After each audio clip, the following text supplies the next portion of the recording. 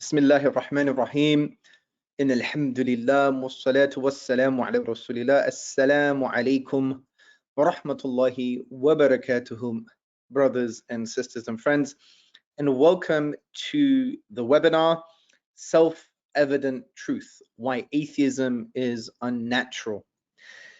Now, I would like to thank every single one of you for giving me some of your time so we can talk about an important topic.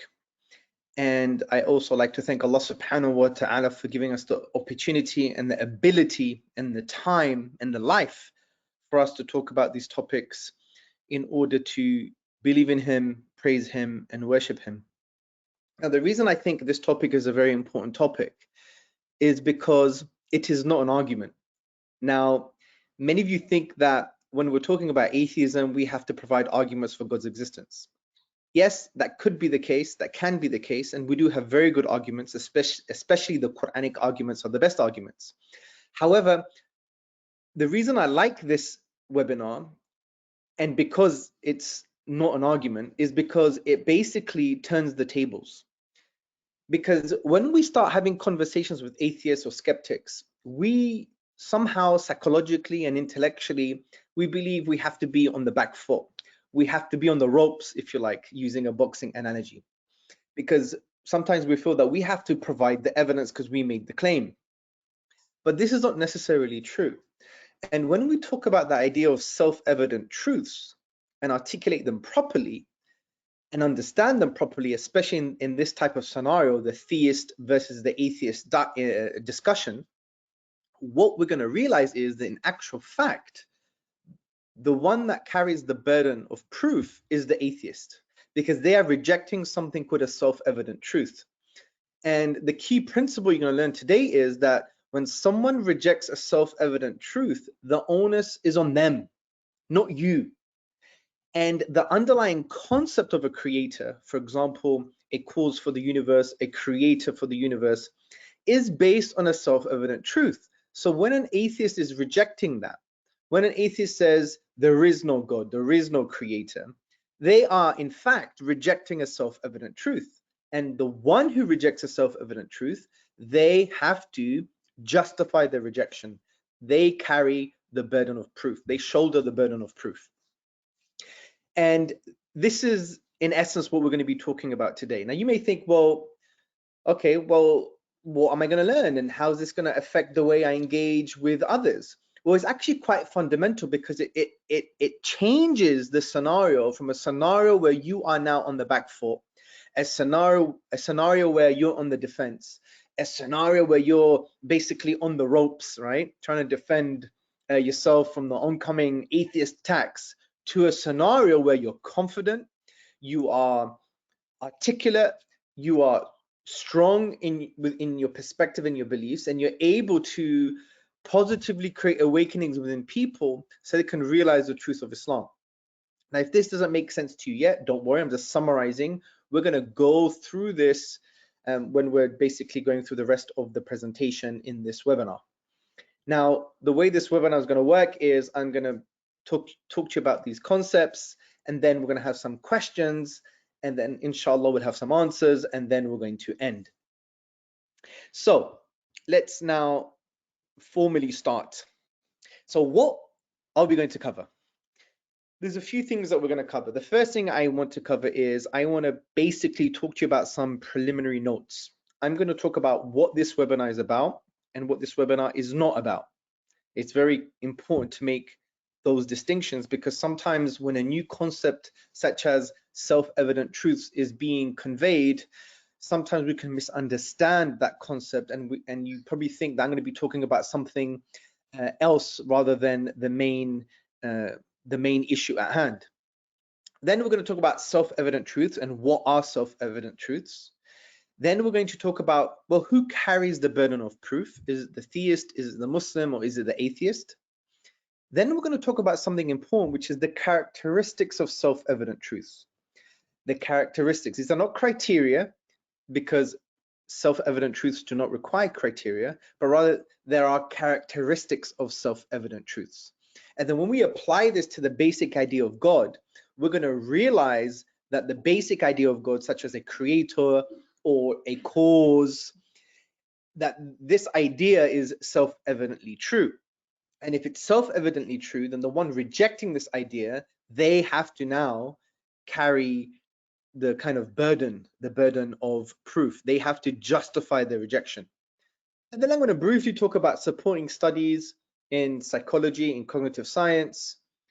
And then I'm going to talk about how all of this makes sense concerning the idea of the fitrah in Islam, the innate disposition that we believe in mainstream Islamic theology, that every human being has been created with a fitrah, with an innate disposition.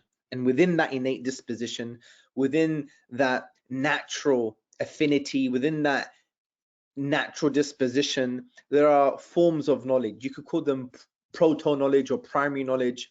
And these forms of knowledge include that Allah is a reality, that He's worthy of worship. And ulama, scholars also talk about that we have an understanding of a basic understanding of objective moral values, objective moral truths.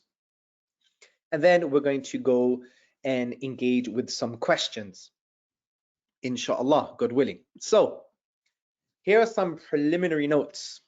The first thing you need to understand is that this is not an argument for God's existence, okay? We're not providing a positive argument for God's existence. We're not saying God exists and here's a bunch of arguments. We're not going through the Quranic argument for God's existence. We're not going through the argument from design or the argument from morality or the argument from consciousness or the argument from reason or the argument from contingency. We're not going through these amazing, powerful arguments. We are basically doing something else. We are talking about, before you argue, before you engage, who has the burden of proof and what is the default position. And the reason this is very important, because it changes the dynamic of the discussion and it makes the theist, it makes the Muslim in a stronger position, and it's really helpful from the point of view that it's in line with our Islamic tradition. Because when you study the Quran and the Sunnah, when you study the book of Allah subhanahu wa ta'ala and the statements and actions of the Prophet sallallahu alaihi wasallam, you will see that there is this kind of idea that the existence of Allah subhanahu wa ta'ala is self-evidently true. There's not much argument in the Quran or the Sunnah to prove God's existence. This doesn't mean it's not there. It is there. For example, there's a very powerful argument that we're going to be going through in one of the webinars. I like to call it the Quranic argument for God's existence. It's in chapter 52, verses 35 to 36. So the Quran does talk about evidence for creator, powerfully, and you could, derive a powerful argument from this, a universal powerful argument from this. But generally speaking, the Quran holds the kind of assumption or holds the first principle or adopts the kind of self-evident truth that the existence of a creator doesn't require debate. It's already within you. You already understand and acknowledge this within yourself, within your fitrah, within your innate disposition.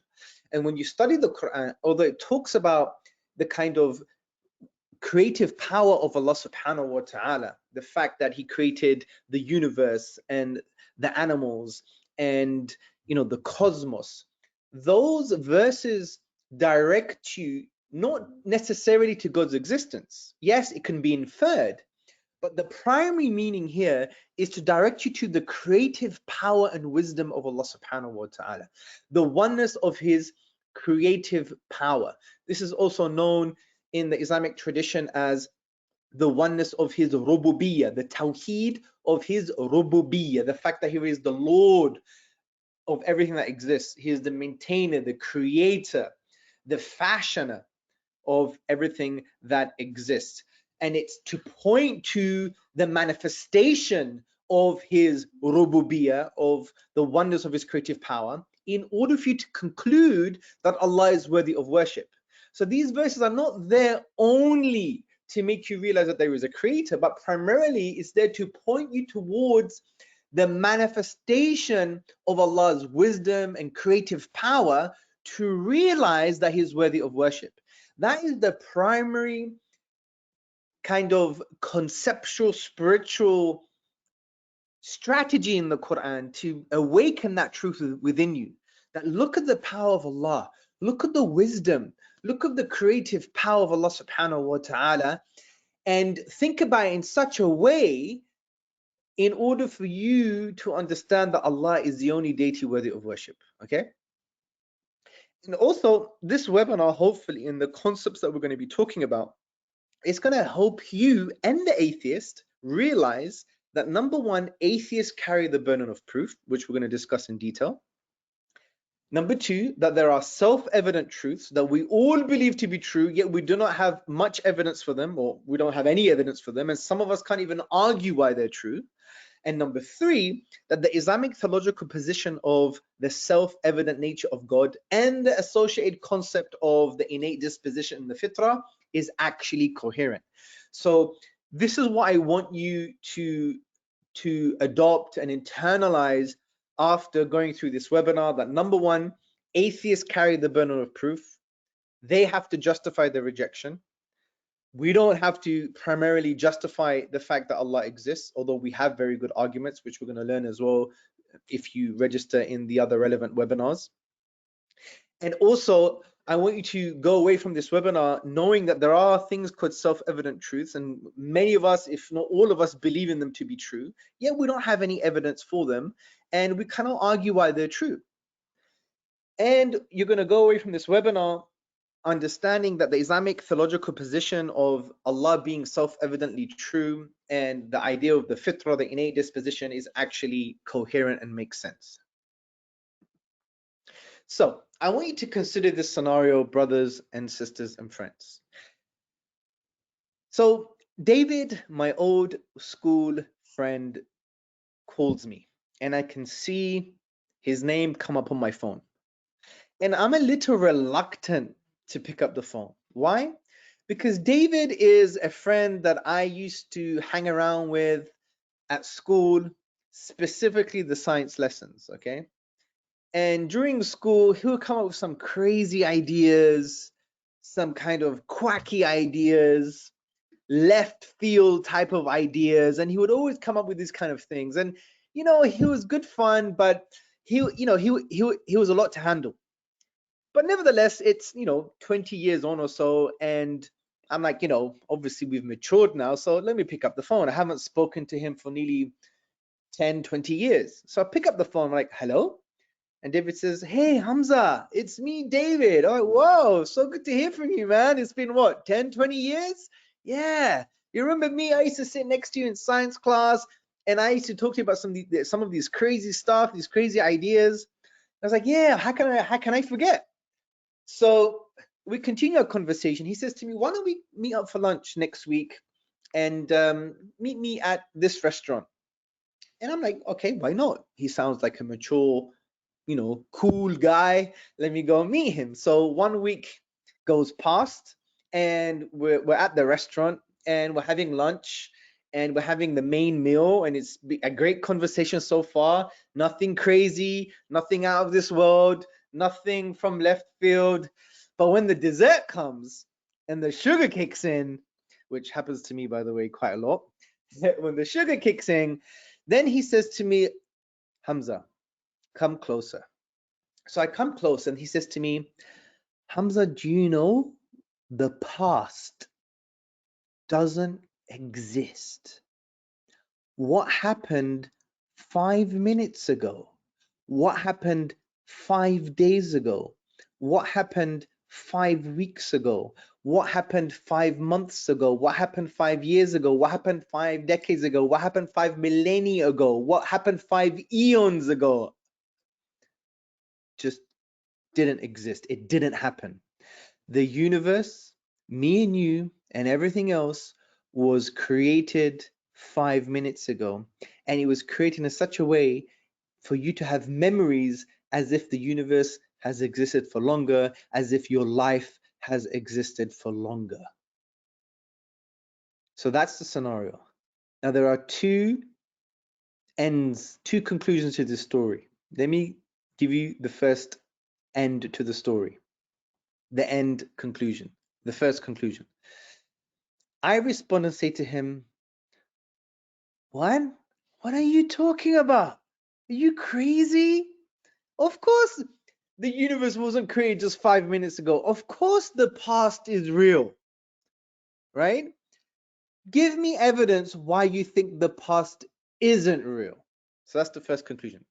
The second conclusion, the second concluding scenario is, I say the following. Oh my God, you know what? You might be right. In actual fact, no. Here's lots of evidence why the past is real. It makes sense of my memories. It makes sense of my diary. It makes sense of my psychological appreciation of temporal depth, of the, of time passing. It makes sense of me aging and photos, and it makes sense of my experiences and other people's experiences. And in actual fact, it makes sense with the A theory of time. And the A theory of time is that, there is such a thing as past, present, and future. And it makes sense of, what scientists say. And it makes sense of, what people say is the age of the universe. And it makes sense of so on and so forth. Now, which of my reaction was the most rational? I need to think about this. Which of my reactions was the most rational?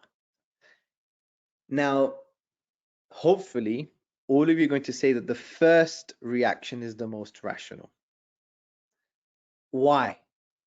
Why was the first reaction the most rational?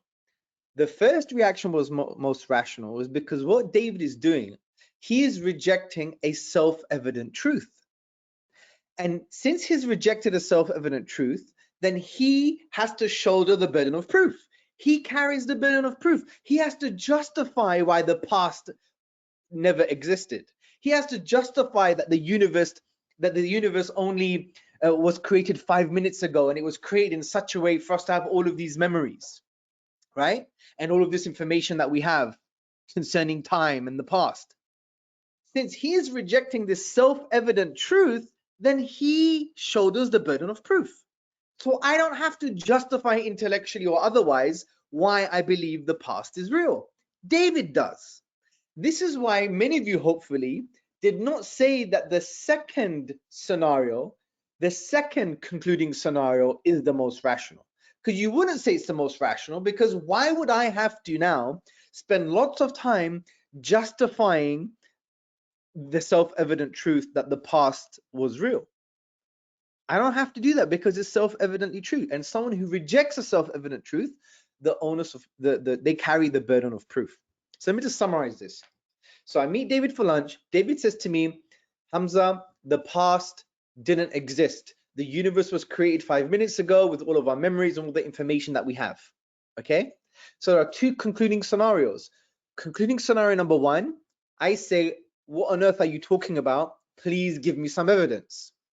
Concluding scenario number two, I basically say to him, oh my God, you may have a point. Let me now prove to you the past was once real. It makes sense of my memories. It makes sense of photos. It makes sense of scientists. It makes sense of, my psychological appreciation of temporal depth. It makes sense of X, Y, and Z, right? All of these things.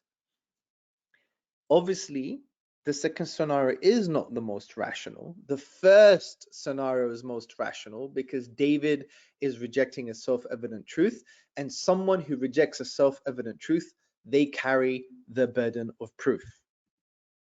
So this is why, before I go into a deeper discussion about self-evident truths, this is why when it comes to theist versus atheist discussion, we need to think now, who now carries the burden of proof?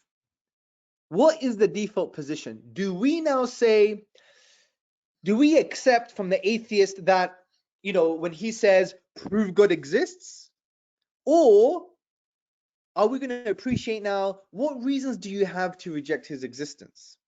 I want all of you at the end of this webinar not to accept the first statement. When someone says prove God exists, yes, we do have lots of proof, by the way, and we're going to have webinars going into the argument from contingency, argument from consciousness, I believe, and all of these other great arguments.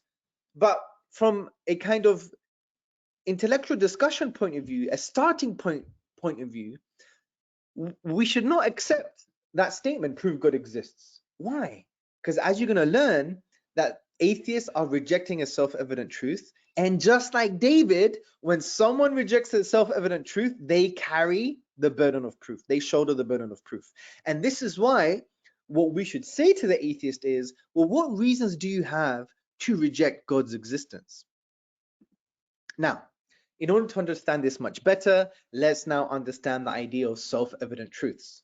Now, what does it mean when we say something is self-evidently true? What does it mean when we say this thing is self-evidently true, or God's existence is self-evidently true, or this idea is self-evidently true? The easy way to understand this is as follows. A self-evident truth is a belief or a truth that can be described as true by default. It is true by default. And this idea of things being true by default, they relate to other similar concepts. Now, they're not exactly the same as these concepts, but you could get some kind of relation, some kind of idea from understanding other concepts such as axioms. In mathematics, you require axioms. You require these truths which you don't need to prove in order for your logical system to work, okay? You have other things in philosophy called first principles. There are first principles or philosophical assumptions or foundational truths that you start with that you can't necessarily prove, but because they are true by default and because they are required in order for your domain of knowledge to progress, okay? For example, in the scientific method, if you study the philosophy of science, one of these foundational truths or one of these philosophical assumptions include that nature is uniform. Now, science can't really prove that. Why? Because you need to assume it before you do any science. Let me articulate this clearer for you. Imagine, for example, you have a well-confirmed theory. Okay, it's a well-confirmed theory. It's confirmed by observational evidence, and this well-confirmed theory makes sense and is adopted as, you know, the best explanation for the evidence we have at hand. What scientists do is they now say that well-confirmed theory can be applied to all related phenomena. Let me give you another example. Take the Darwinian mechanism as an example, Darwinian evolution. Darwinian evolution is argued by the majority of scientists to be a well-confirmed theory. I don't want to get into the debates here, but let's just take this, you know, as a given. So say the scientists say that the Darwinian mechanism is the best explanation for the data that we have at hand, and they have a limited number of observations. Obviously, they haven't observed all of, you know, biological change, because the Darwinian mechanism is a mechanism that explains biological change. And since it's a well-confirmed theory, they say, given the fact that it's well-confirmed, then we can now say that the Darwinian mechanism is an explanation for all of biological change. They can only say this if they have the assumption, the philosophical assumption, that nature is uniform, right? That nature is uniform. Even though scientists haven't observed all of biological change. For example, in the ocean, we've only, I think, observed the ocean or discovered what's in the ocean, what, 10% of it, 5%? There's about 90 or 95% of the ocean that's undiscovered, right? And there are many other like species and animals that we really haven't observed from that point of view. So from that perspective, this exposes a philosophical assumption of science, which is nature is uniform. So when you have a well-confirmed theory, even though you had limited data, just like most theories, they haven't observed everything. It's not based on, you know, an infinite number of observations, or to be more accurate, it's not based on all of the required observations in order for you to say that I've observed all phenomena that this theory is addressing. You know, not one theory, from my understanding, can even make that conclusion.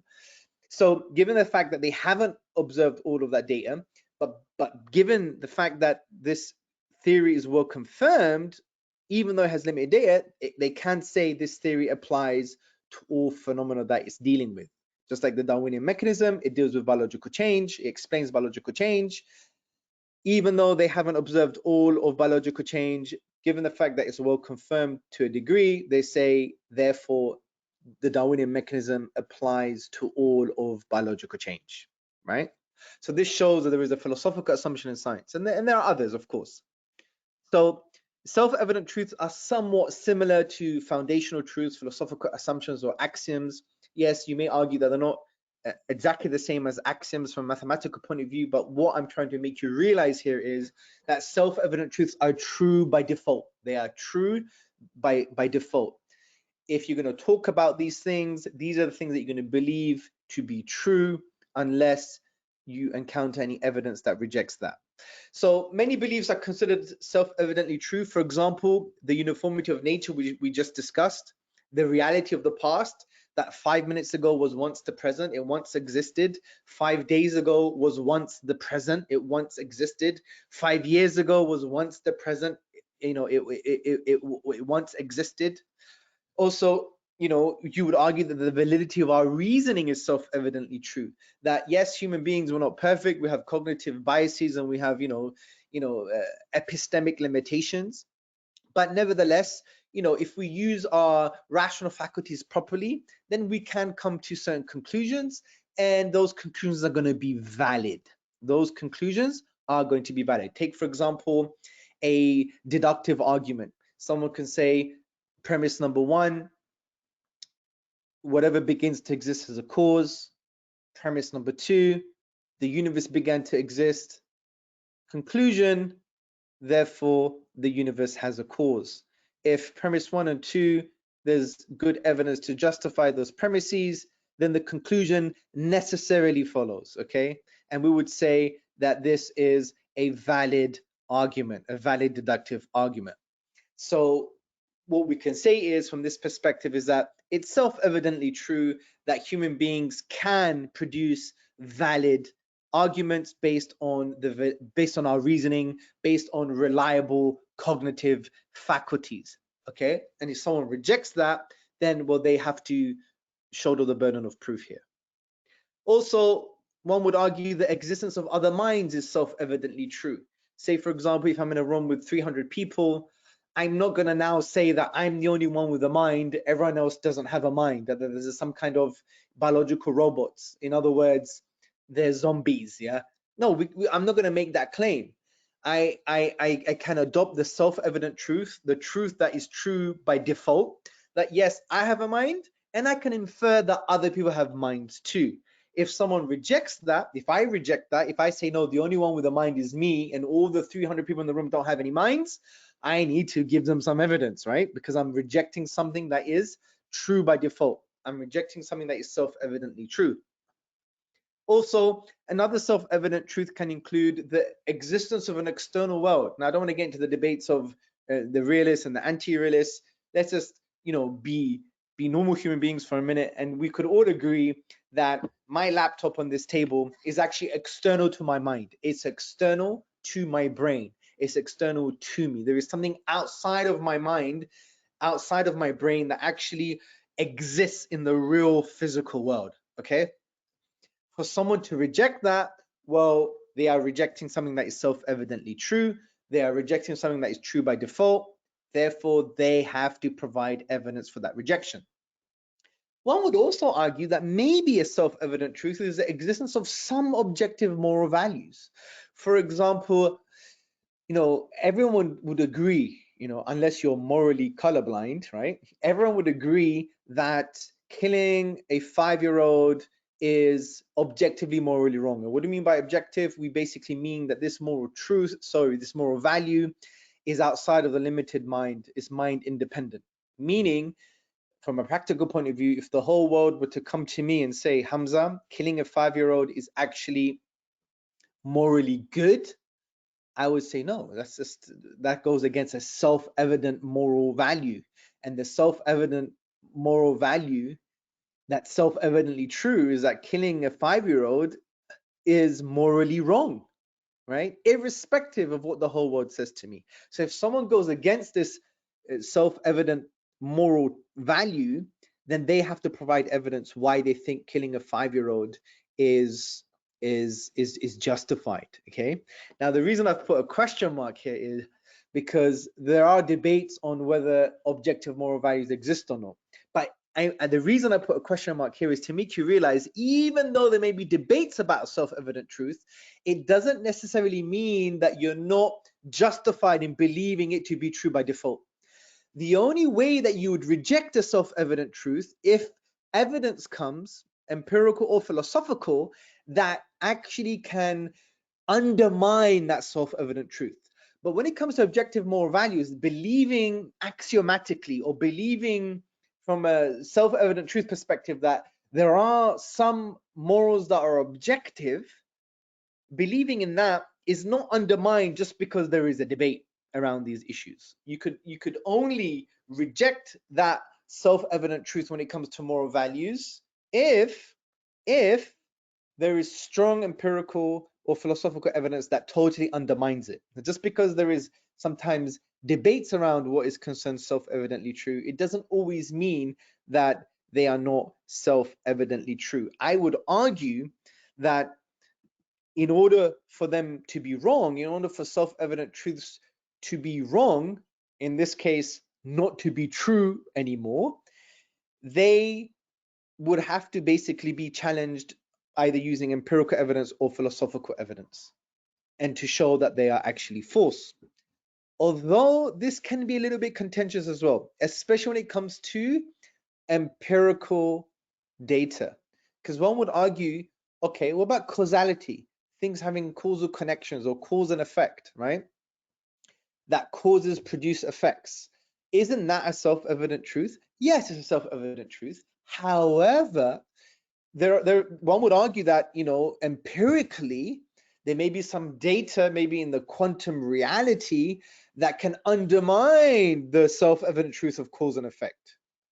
Maybe so, but can you use that empirical data to reject the kind of self-evident truth of cause and effect? I would say even if there is empirical data, it is not sufficient to reject that self-evident truth for other reasons. Number one, there are stronger philosophical reasons that would undermine the empirical data to show that you can't reject cause and effect by referring to empirical data. Why? Because it will be self-defeating. I'll give you an example. If you say that that causality is only derived from experience, and we can have some experiences that undermine causality, and therefore causality is not self-evidently true anymore. If you say this could be a self-defeating position. Let me explain why. Hear this thought experiment. It may sound like a bit of a diversion, but I think it's useful to talk about. Imagine, for example, you're on London Bridge and you're facing the River Thames. And what you could see coming towards you is a riverboat. And you can only see the front of the riverboat before you see the back of the riverboat, okay? And you cannot reorder your perceptions. You can't decide now to look at the back of the boat and look at the front, because the back is not accessible to you because it's coming towards you. Okay, that's one scenario. Now think about the other scenario. You're in Washington DC and you can see the White House, and you decide to look at the pillars, then you decide to look at the lawn, then you decide to look at the trees, then you decide to look at the windows, then you decide to look at the roof. Then you say, you know what, let me reorder my perceptions. Let me see the roof now, then the windows, then the pillars, then the trees and the lawns. So in one scenario, you know that you cannot order or reorder your perceptions. In the other scenario, you know you can order and reorder your perceptions. Why is it the case? What is it that allows us to understand when we can order our perceptions and when we can't order our perceptions and when we can reorder our perceptions? What is this thing? It's actually the innate concept of causal connections, right? Cause and effect. If we didn't have that first, we would never be able to understand any of our experiences properly. So if someone says empirical data can undermine causality, well, I would argue we've got strong philosophical information, conceptual analysis, if you like, philosophical knowledge, if you want to call it that, that causality is so important for our experiences, it makes us understand our experiences in a meaningful way.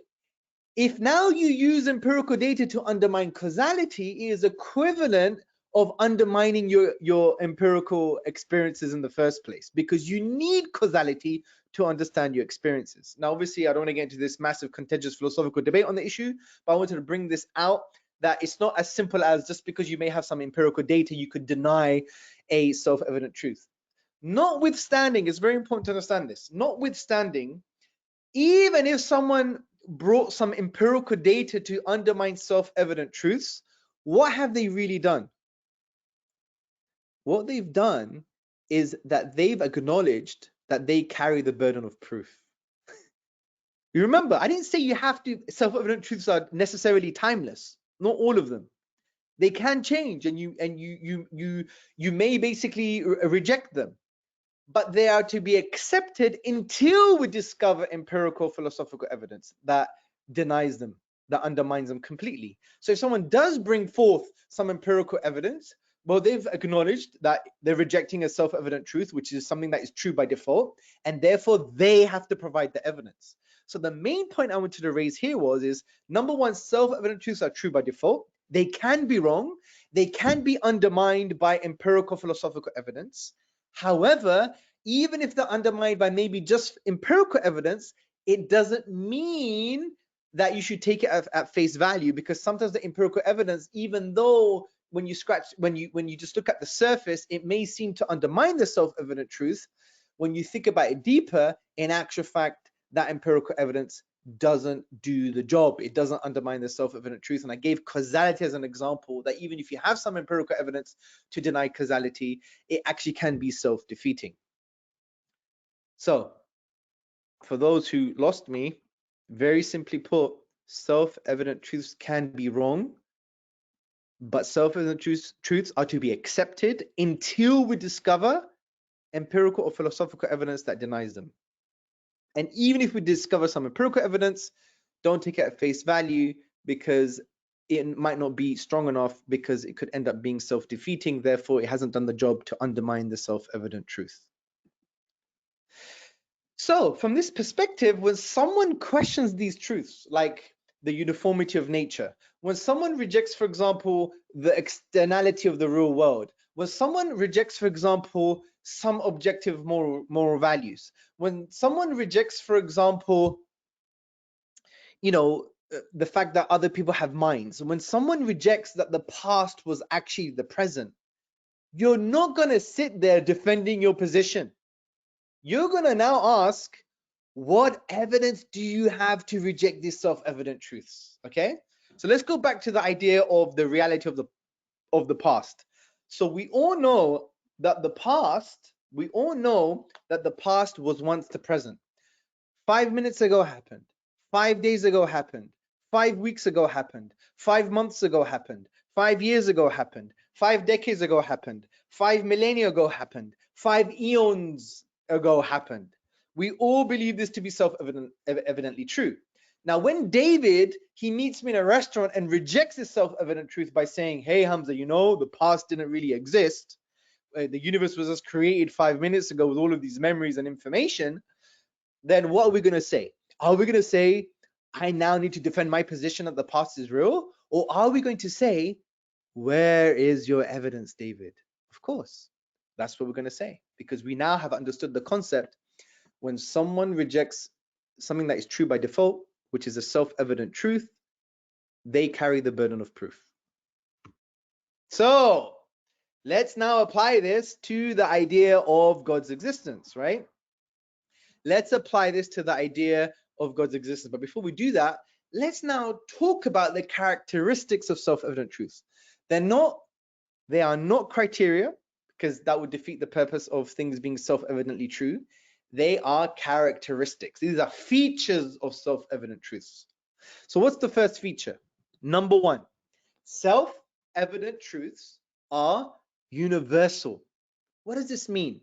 This doesn't mean there is a democratic consensus. This doesn't mean everyone has to agree on this. No, because we know there are many atheists in the world. For example, I think 50% of China is atheist, 50% of Germany, whatever the case may be. The point is, it doesn't mean a consensus. What it means is this, and think about this very carefully. When we say one of the characteristics of self-evident truths is that they are universal. It means that they are not a product of a specific culture or social conditions. Okay, so let's take the example, the belief that the past was once the present, the past is real.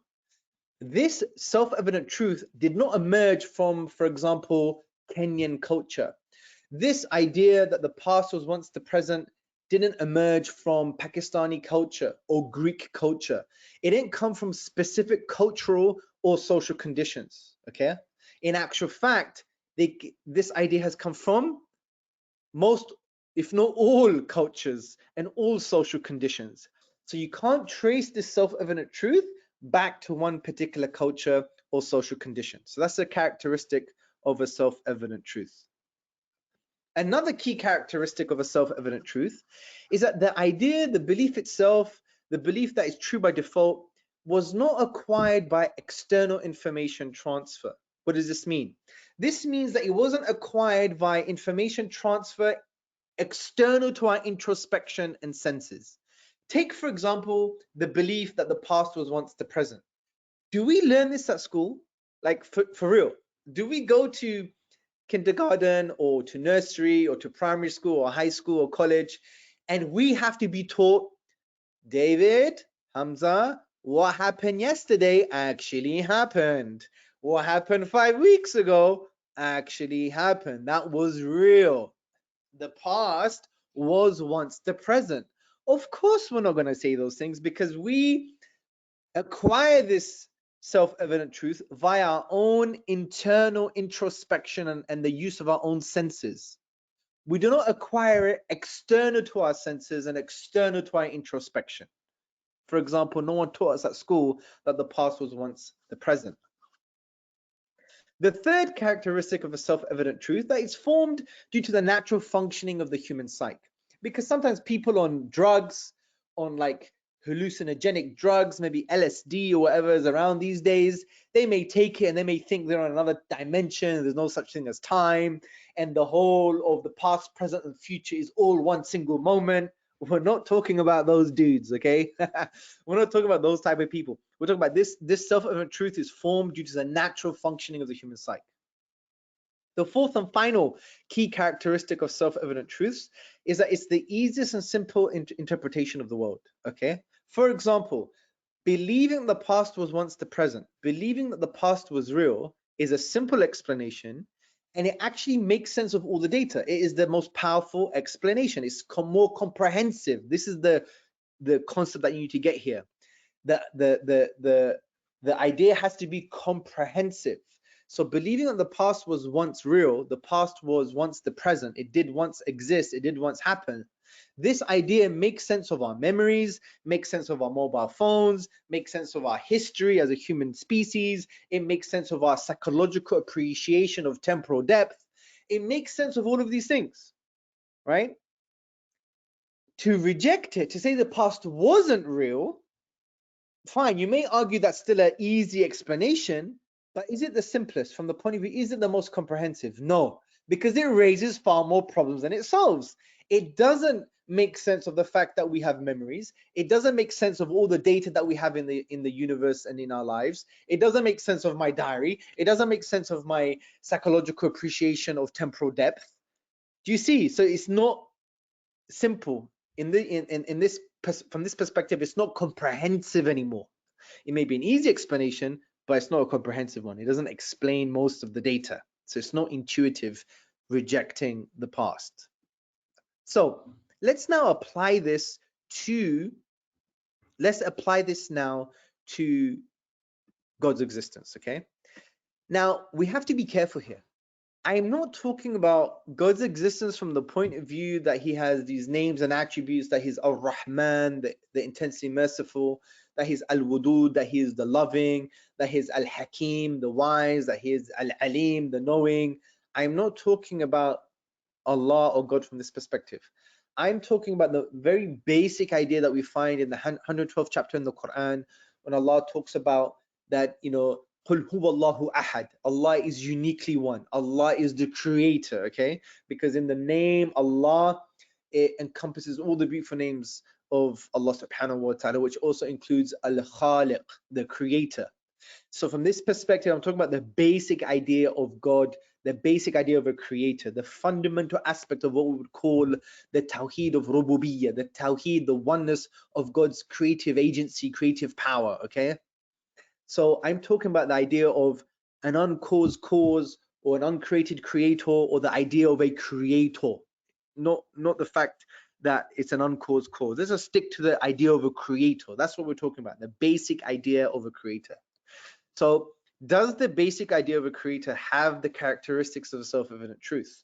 And when we go through them, yes, the basic idea of a creator has the characteristics of self-evident truth. Therefore, it should be adopted as the true by default. And anyone rejecting this basic idea of God, the onus of proof is on them, because we already discussed when someone rejects the self-evident truth, they shoulder the burden of proof. So the basic idea of God, the idea of a creator, is universal. Why? Because it's not the product of one culture. It's cross-cultural. Even though there isn't a massive consensus around the world from the point of view that, you know, lots of nations now are becoming more atheistic, that's not the point here. We already discussed this is not a democracy.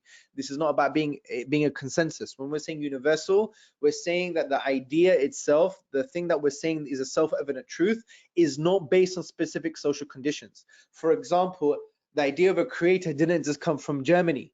The idea of a creator didn't just come from Australia. The idea of a creator didn't come from the American Indians, the indigenous Americans. The idea of a creator didn't just come from the UK. It is not based on specific social conditions. That's number one. Number two, the idea of a creator, the basic idea of God, that there is a cause or a creator, is untaught, because the belief that things that emerge require a creator or some kind of prior cause and conditions is not taught. No one teaches you this in school.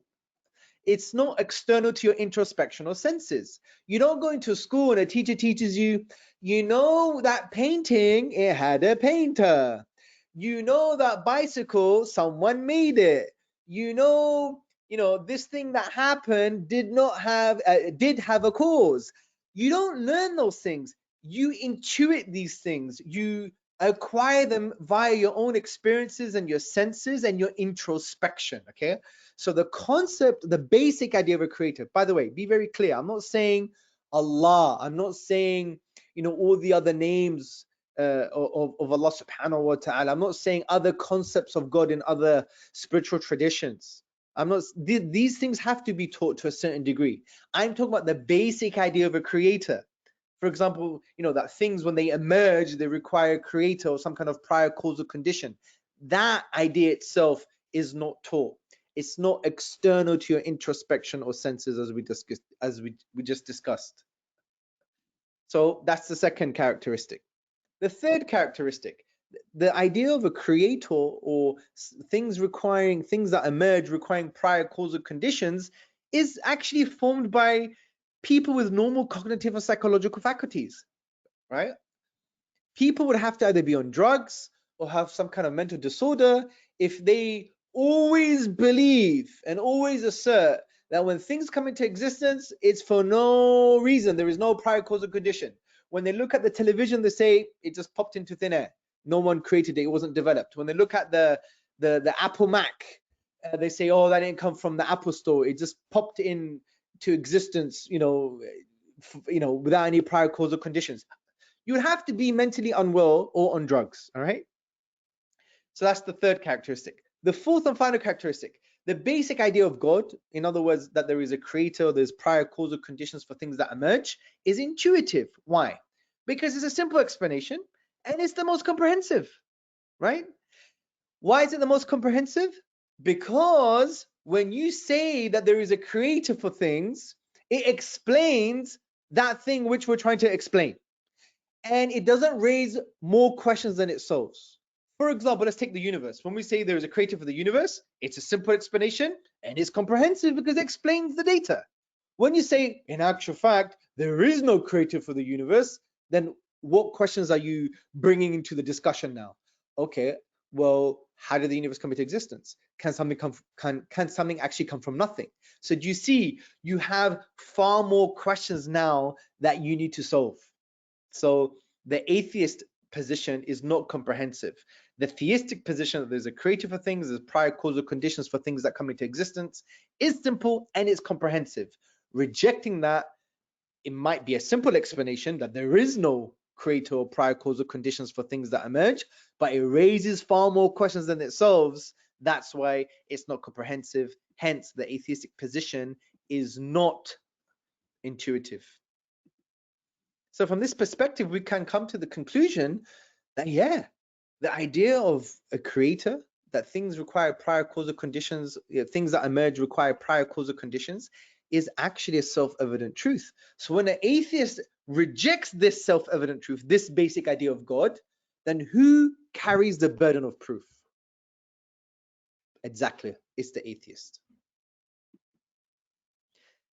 Now, there is a contention. One would argue, well, isn't atheism self-evidently true, right?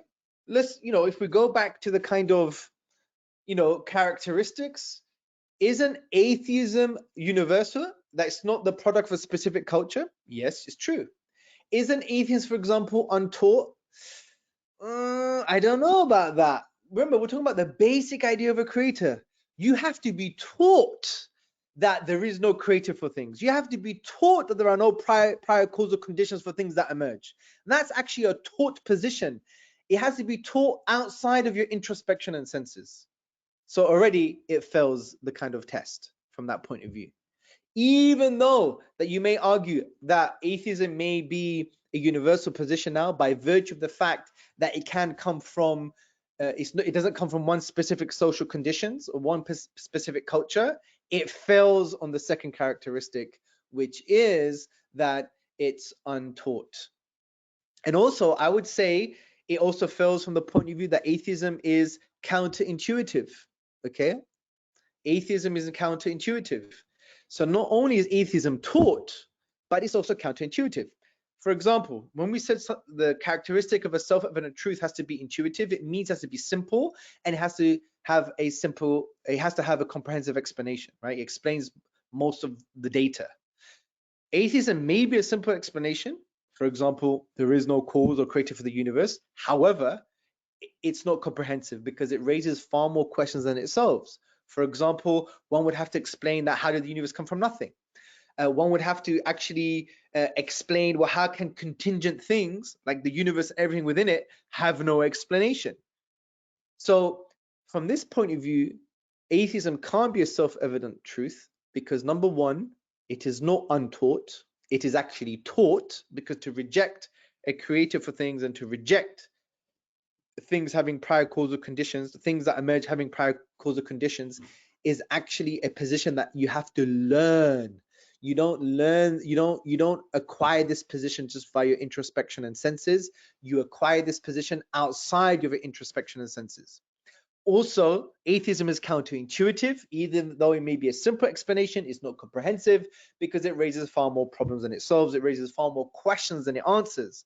So from this perspective, atheism can't be self-evidently true because for a self-evident truth to be self-evident, it has to have these characteristics, and atheism fails on at least two of them. Now, by the way, this is not a way to dismiss alternative atheistic explanations for the universe. I'm not dismissing them here.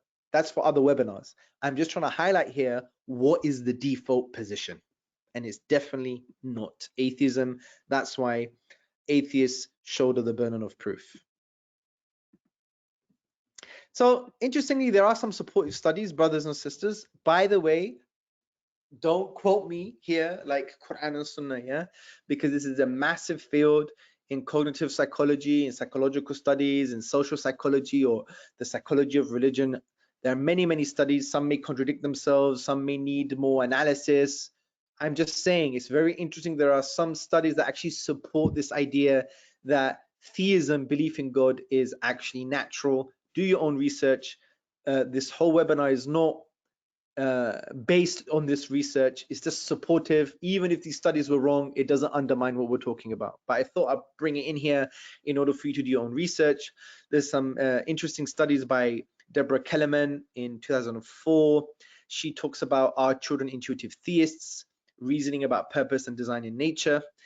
This was published in Psychological Science. You also have Deborah Kellerman and others.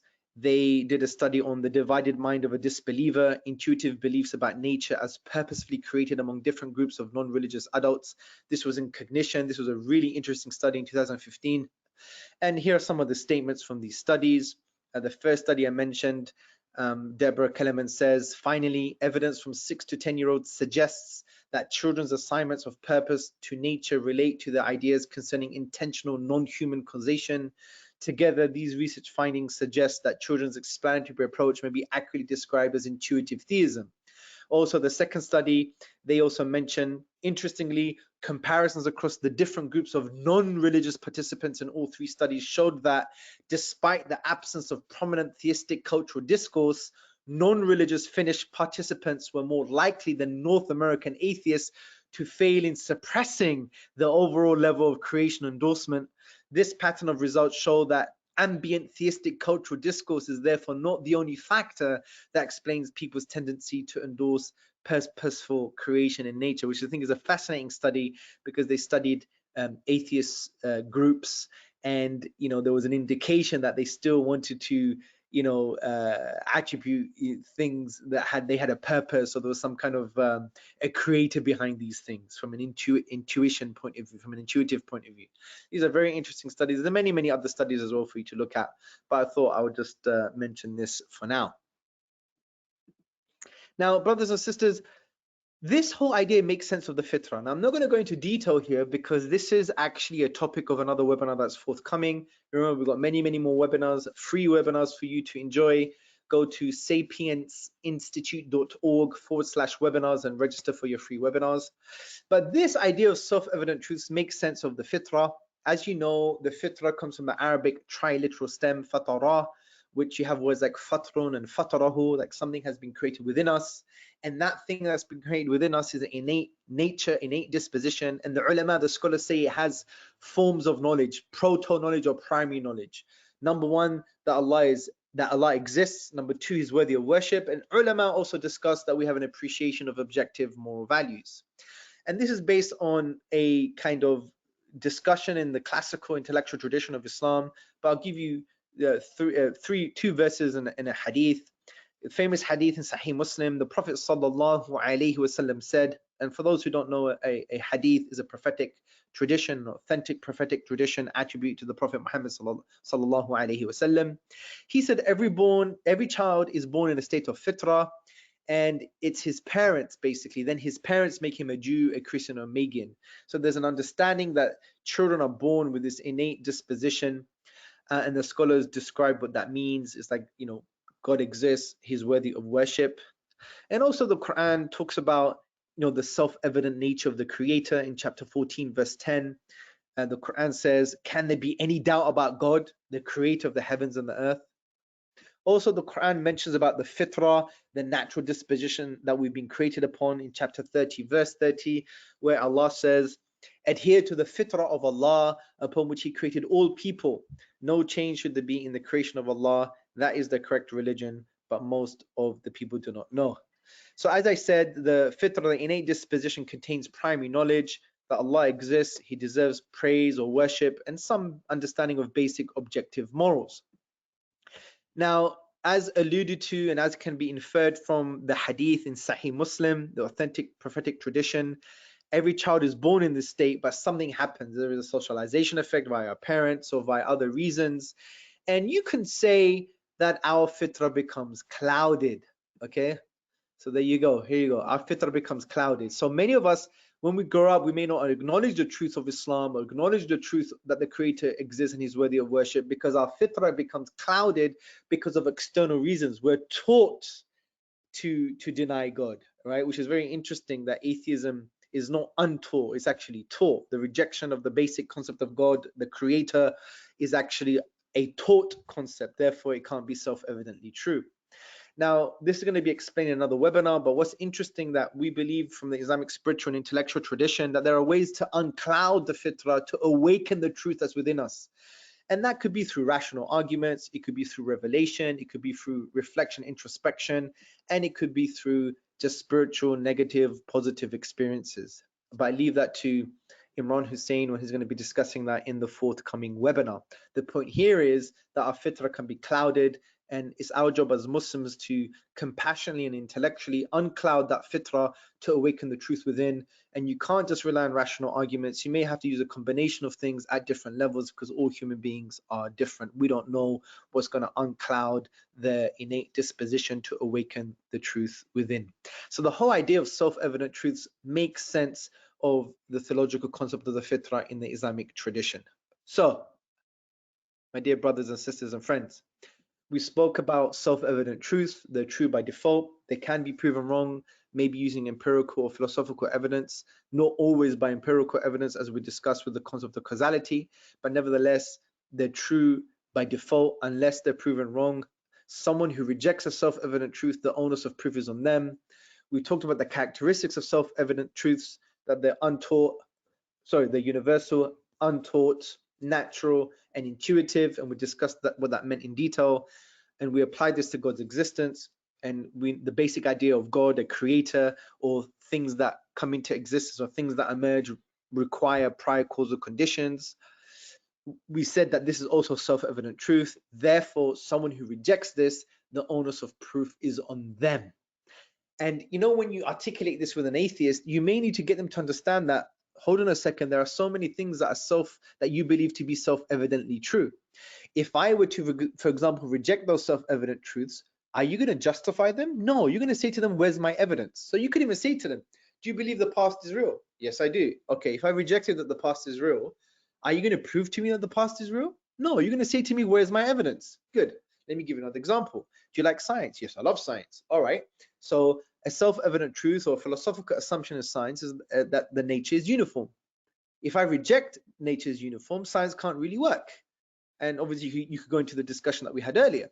Then then you could say to them, are you going to prove to me that nature is uniform, or are you going to ask for my evidence? You're going to ask for my evidence. If I said to you that you don't have a brain, that I'm the only person with a mind and a brain, and everybody else in the world has no brain, everyone's a zombie, are you going to actually now justify and prove that you have a brain? No, you're going to ask me, where's your evidence? So it shows that you believe in self-evident truths, and when someone rejects them, you ask for evidence. Likewise, when you're rejecting God, I'm not going to prove God's existence to you first and foremost. Yes, I do have very good arguments, but that comes later. I'm going to ask you, where's your evidence for your rejection? Because you're rejecting an underlying concept of God, which is the creator, or you're rejecting the idea that when things emerge or come into existence, they require prior causal conditions. That is a self-evident truth, just like you believe in other self-evident truths. And when one rejects them, the onus of proof is on one rejecting them. So likewise, my friend, where is your evidence for rejecting God? So that's the summary, brothers and sisters. I thoroughly enjoyed this. So let's take some questions. The way to ask questions, brothers and sisters, is to simply go to the question section. There's a dialog box that says questions, and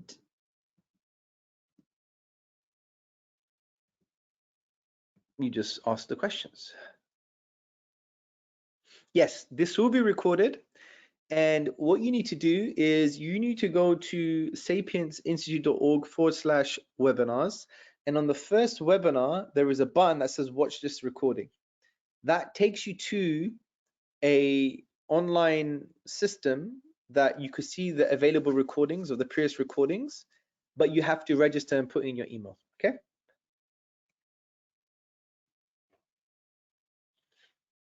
These slides will be sent to you, inshallah.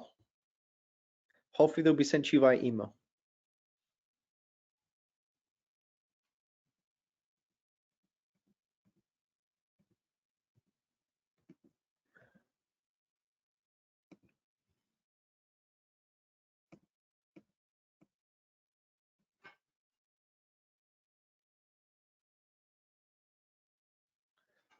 Okay, so there's a question here. Let me get this question. 1 second. Okay, very good. I think you probably asked this question while I was talking. So you say, you may address this already, but I want to ask you before I forgot. Doesn't burden of proof belong to the believer in Allah as well? Because to accept the existence of a higher power or God is very different to the acceptance of Allah with his all specific attributes, plans, and rulings and moral standards. Absolutely. I made a distinction between the basic idea of a creator, which is the idea that atheists reject, and Allah, that he is Al-Bar, he's the source of all goodness. He's Ar-Rahman, he is the intensely merciful. He's Al-Wudud, he is the loving. That requires revelation. And that's a different topic, and it's a different discussion along the journey that you have when talking with an atheist. What we're talking about today is when an atheist rejects the concept of a creator, the underlying concept of God, then what they're doing is rejecting a self-evident truth. Therefore, you could turn the tables and get them to realize that, and they now have to justify their position. Yes, this is very different from now speaking about Allah, but that's later on in the conversation. So once they realize that the creator, then we could say, well, what is the nature of the creator? Who is this creator? Then you could start talking about the Quran, revelation, and all of these other things. It's a very good question.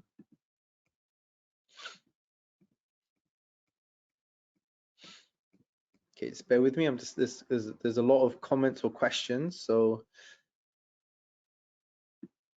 let me just get this.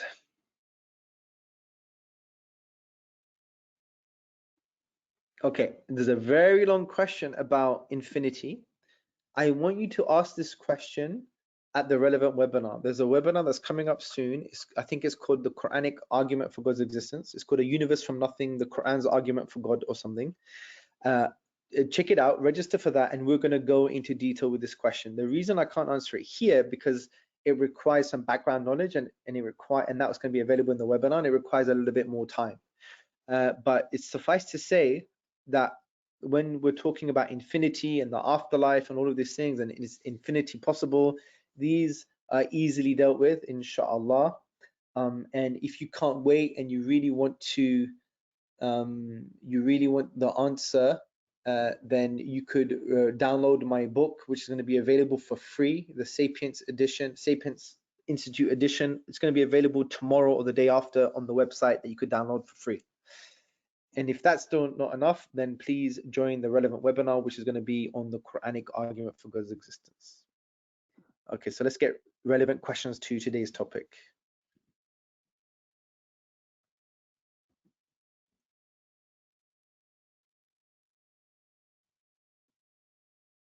Okay, so someone says, but who gets to choose self-evident truths? Can't someone argue that there is a self-evident truth to them that Christianity is true? Well, no, not necessarily at all. It depends what they mean by Christianity. So we have to unpack that. If they mean belief in a God, okay, that's a different question, but they're just arguing what we're arguing. That's not an issue. But if they're saying believe in a God and that the Trinity, that God is based, has one essence and three distinct persons, and that the Son is part of that, and the Son was incarnated into human flesh, and that he died for our sins. If someone believes that is self-evidently true, then all you need to do is find and say, fine. Does that belief have the characteristics of a self-evident truth? Is it untaught? Is it universal? Is it intuitive? And is it natural? And to be honest, no, it's not. That's the whole point of Christianity in the Bible, was to teach you what happened. It's not untaught. So by virtue of that, it's not a self-evident truth. So the way to deal with your question, Ammara, is basically to say, well, self-evident truths have certain characteristics. They are universal, as just to remind you, not based on a specific social condition. They are untaught, meaning that you learn them from your own introspection and senses. You don't learn them from anything external to that. Number three, they are natural. They're based on the natural functioning of the human psyche. And number four, they're intuitive. They're a simple explanation and they're comprehensive. They explain most of the data. They don't raise more questions than they answer. That's what we're saying are self-evident truths. So when you say, for example, someone could argue Christianity is self-evidently true, well, ask them what do they mean by that. If they mean the Trinity, Jesus, the atonement, the sacrifice, well, they're fundamentally wrong. By virtue of what we just discussed, what are the characteristics of self-evident truths? I hope that makes sense. Okay, can you clarify what you said with burden of proof?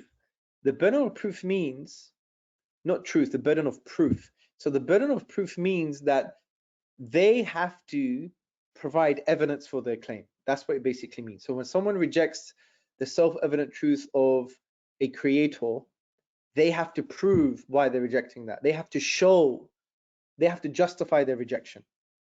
They have to do it, not the other way around.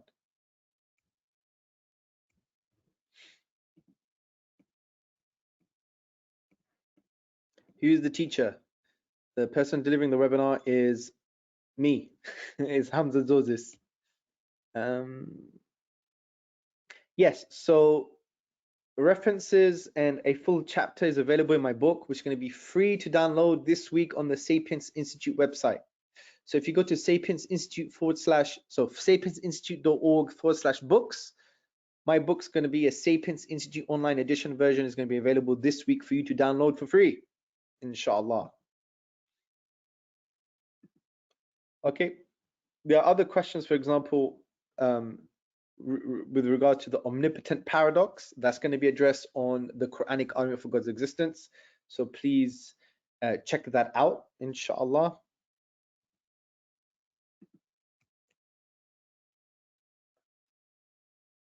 Okay, good. So Halima Hassan said, Assalamu alaikum. Sorry if this question is a repeat of what has been said, but I don't really understand the uniformity of nature idea. Okay, good. You don't really have to understand this to understand the rest of the webinar, but I think it's important because I brought it up. So one idea I was talking about was self-evident truths can be also referred to things like, they relate in some way to things like axioms, and they might not be identical, but they relate in some way to things like axioms, first principles, philosophical assumptions.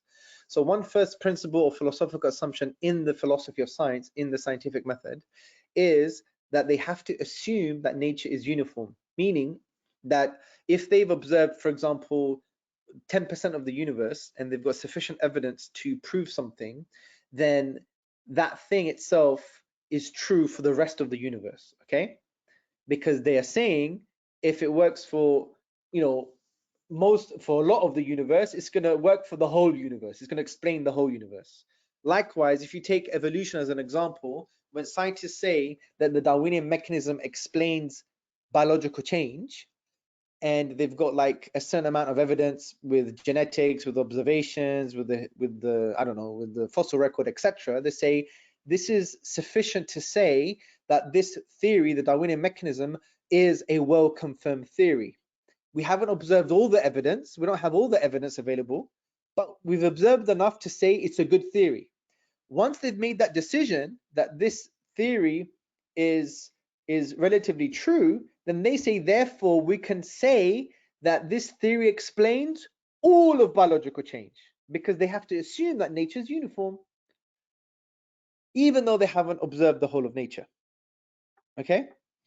If they didn't have that assumption, scientific theories can never progress. They can never be applied to the whole of reality. Okay, because that it would mean that they would have to observe the whole of reality before they could come to a conclusion, and that in science is almost impossible. You can never come with it. You can never have a conclusion.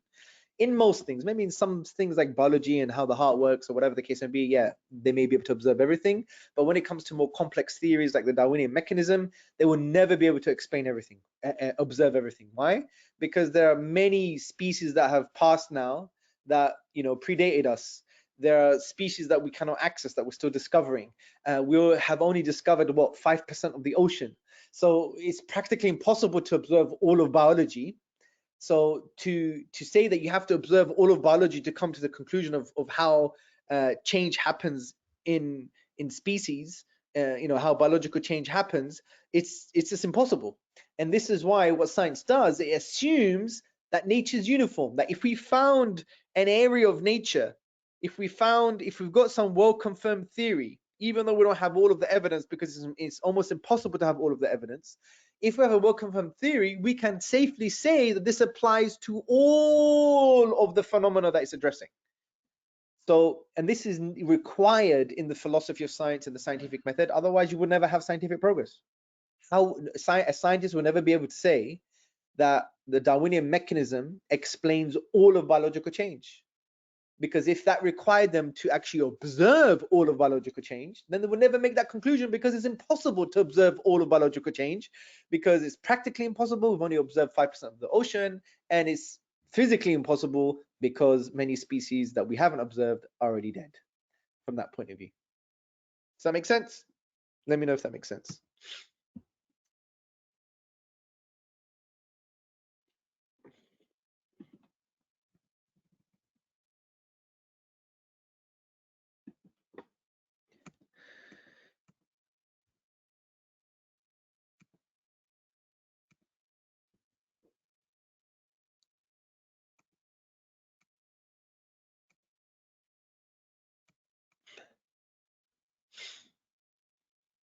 Okay, Asya, she failed to understand the connection between empirical method and causality.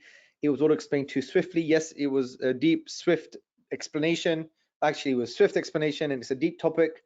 We don't have to go into it here. I just wanted to relate to it just to show that even though that there may be some empirical evidence that goes against self-evident truths, it doesn't mean that you should reject the self-evident truths completely, because when you scratch the surface, sometimes that empirical evidence can be undermined by philosophical evidence. And I gave the example of causality as an example.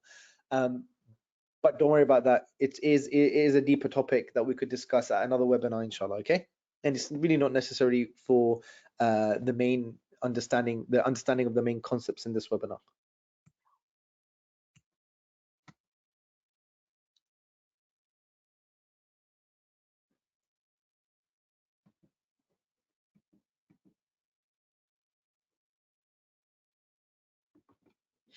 Okay, good. So, Fawzi, I think maybe you came in late or you misunderstood something. Let me just be a bit more clear. So, when you say, how do we prove that the belief in God is one of the self-evident truths? When we ourselves go for giving dawah to an atheist who doesn't believe in the fitrah or the innate disposition. Okay, the whole point of this webinar is for you not to prove anything to them. Is to actually show to them that they're rejecting a self-evident truth and that they have to show things to you. They have to prove their rejection. So you don't have to prove the fitrah to them. The webinar, when it referred to the fitrah, is just to make you understand that the fitrah makes sense of the idea of self-evident truths that we discussed. And the way I think, as I said towards the end, the way I think you should explain this to an atheist is, look, there are many things that you believe to be self-evidently true, like I believe to be self-evidently true. In actual fact, we need these truths to function as human beings, and we need these self-evident truths, which means truths that are true by default, in order for domains of knowledge to progress. For example, you believe that the past was real. 5 minutes ago actually happened. 5 days ago actually happened. Of course. Now, if I rejected that, do you have to prove that the past is real? No. You're going to say to me, I need to provide proof, because what I'm doing is rejecting something that is true by default.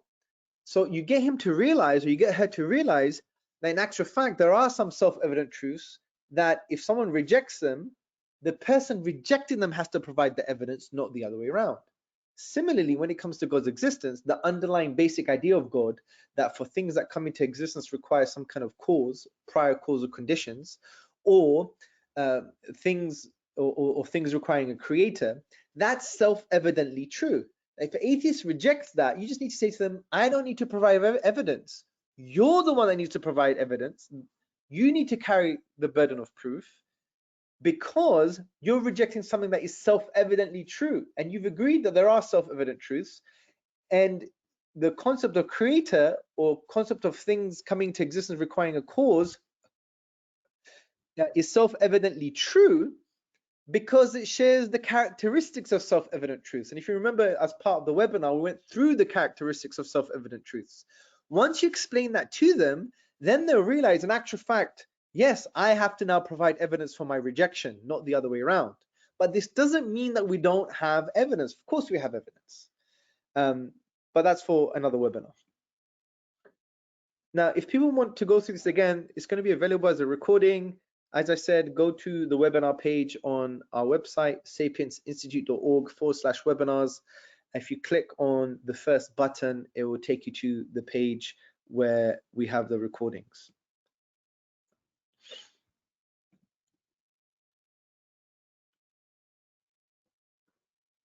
Okay, so the question by Aline Zafar, even if we don't talk about Allah, isn't the concept of the universal creator or God still taught, since we don't know prophets came to all sorts of people?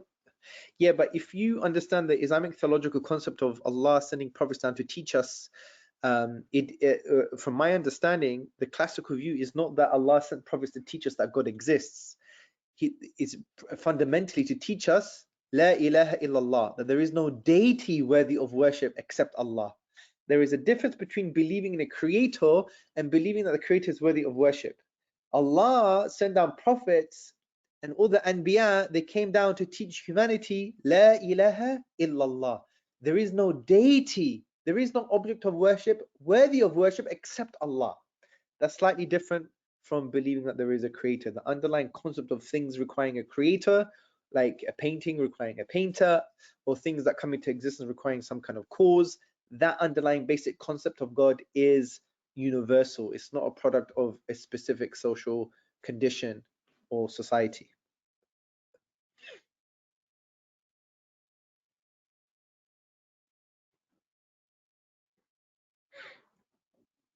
Yes, so Muhammad Ghaffar says, if one of the characteristics of self-evident truths is not met, um, does that make it a self-evident truth? Basically, that's what I'm getting from your question. Yeah, that's the whole point of the key characteristics of self-evident truths. And that's why an atheist might say, well, atheism is self-evidently true because one of the characteristics is that it has to be universal. It's not the product of one specific social group or social condition, which is true. Atheism does fulfill one of the characteristics of a self-evident truth, but self-evident truths are not just based on that characteristic. It also has to be untaught and natural and intuitive, and atheism fails with regards to that.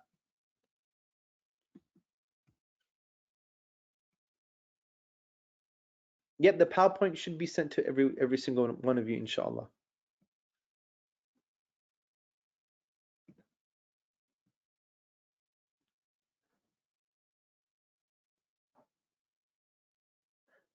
Okay, so Rida Dadani says, what about the question of where the creator came from? The claim that there is a creator for the universe raises that question. Not really, because the first thing you need to understand is because you could just postulate an uncreated creator. It's simple as that. And an uncreated creator, by definition, doesn't require a creator because he's uncreated. And the way to deal with that question is very simple as well. It's not a question that can't be answered. It's actually a very simple answer. Number one, you could do it by definition, logically speaking. A uncreated creator, by definition, is uncreated. So you can't ask who created the uncreated creator because he's uncreated. He never had a beginning, never came into existence. The other way to deal with it is to talk about the absurdity of the infinite regress of causes or the infinite regress of creators. If we said, okay, the universe has a creator and then that creator also has a creator, then what about asking the question about that creator that created the creator? Now, if you ask that question all the time for every creator that created the creator that created the creator that created the creator and it goes on forever, then you never have creation in the first place.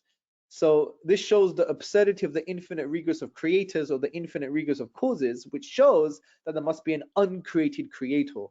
In actual fact, if you go to our website, go to sapiensinstitute.org, and you see, if you go to the answers, if you go to read and you go to answers, there is actually a dedicated answer to this question: who created God? Who created the creator?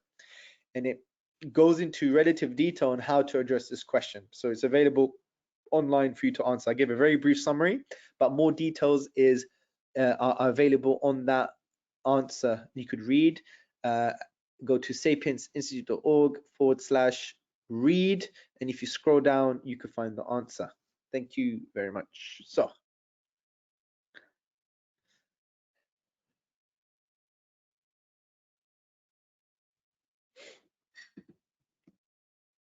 okay, it's a very good question. So Aline Zafar says, how is atheism a complex stance? Isn't the existence of God also complex? Because then the existence of God itself raises multiple sorts of questions about whether God has a beginning. Okay, well, first and foremost, asking if God has a beginning is not really a complex question because we just solved it very easily in a few seconds, right? Now, let's do a comparison here. So compare atheism with theism.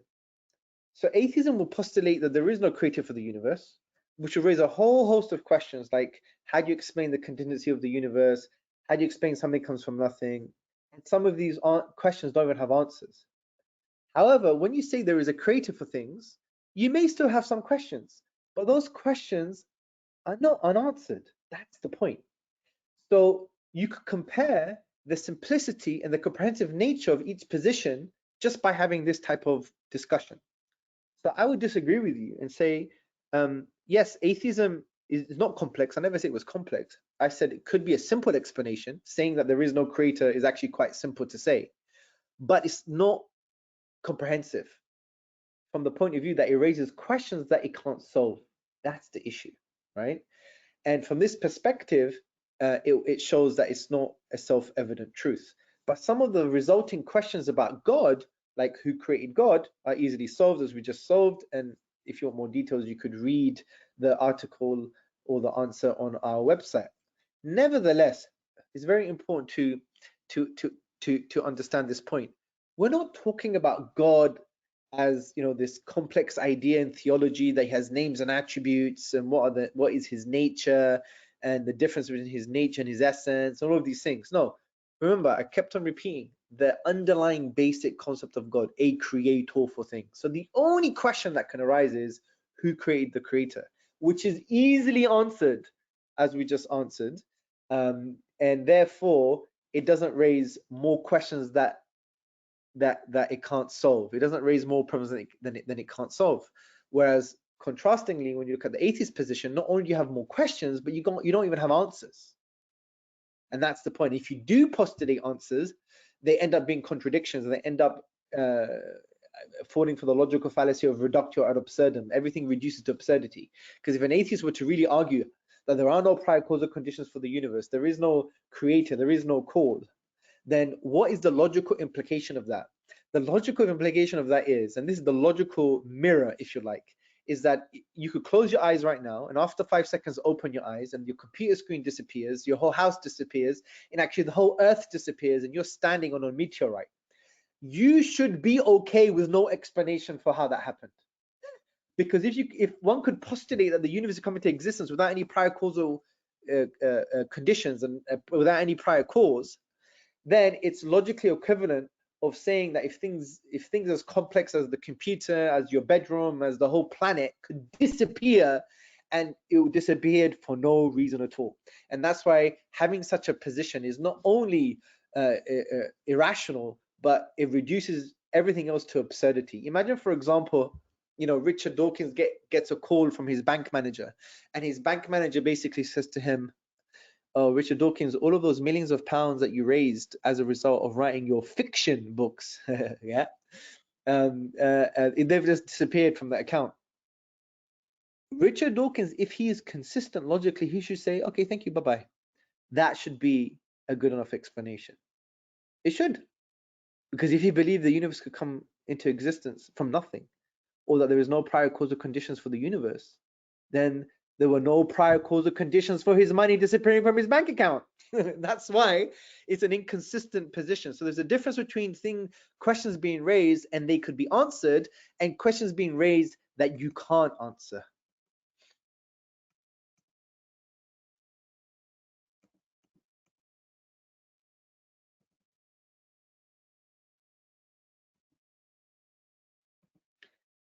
Okay, I think we're done. There are loads of questions. Now, obviously, we can't go for every single one of them. We'll be here for a very long time.